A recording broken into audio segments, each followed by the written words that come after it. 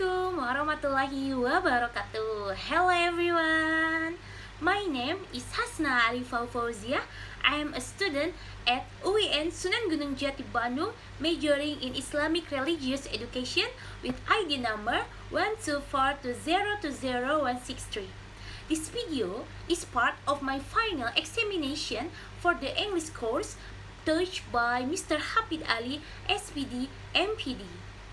In this video, I would like to share my explanation and personal opinion based on a discussion taken from a YouTube video that talks about women, Islamic law, and the common misconception about Sharia.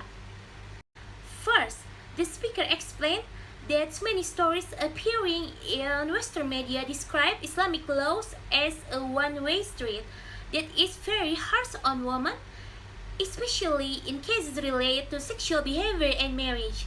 In the stories, women are often punished severely, while men seem to escape responsibility. Because of this, many people believe that Sharia is unfair and discriminatory toward women.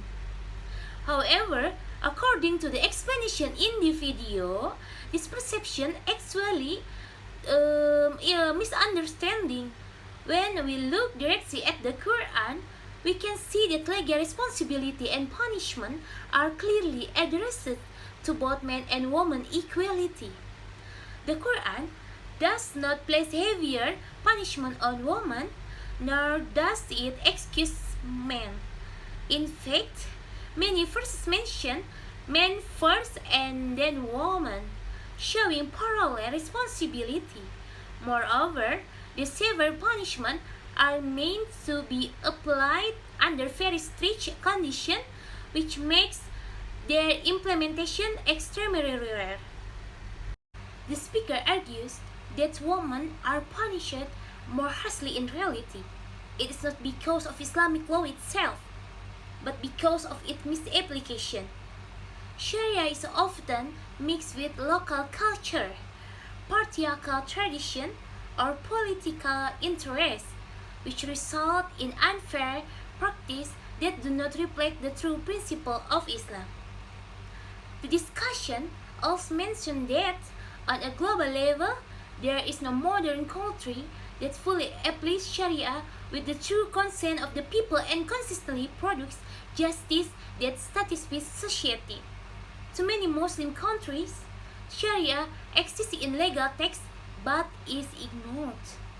In other countries, it is controlled by ruling elites, such as monarchies or religious authorities, without public participation.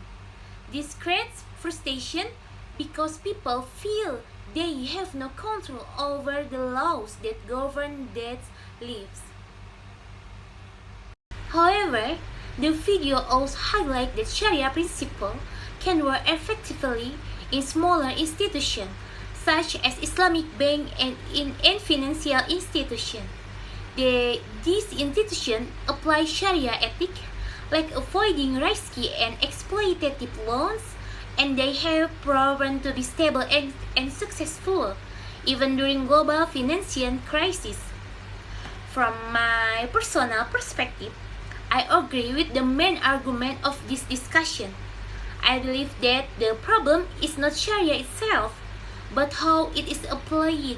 Islamic law, in theory, promotes justice, equality, and moral responsibility for both men and women. When injustice happens, it is usually caused by political power, cultural bias, or weak legal system, not by the teachings of Islam. In my opinion, it is very important to distinguish between Islamic principles and human practice. Blaming Sharia without understanding its original source leads to unfair judgment and stereotypes about Islam and Muslim societies. A fair discussion about Sharia should focus on a governance, accountability, and ethical implementation, not just on punishment. In conclusion, this video teaches us that justice in Islam cannot be separated from honesty, responsibility, and proper application of the law. Sharia can only achieve its true purpose when it is applied fairly, transparently, and with respect for human dignity. Enough. This is my explanation and opinion. Thank you for watching. Wassalamualaikum warahmatullahi wabarakatuh.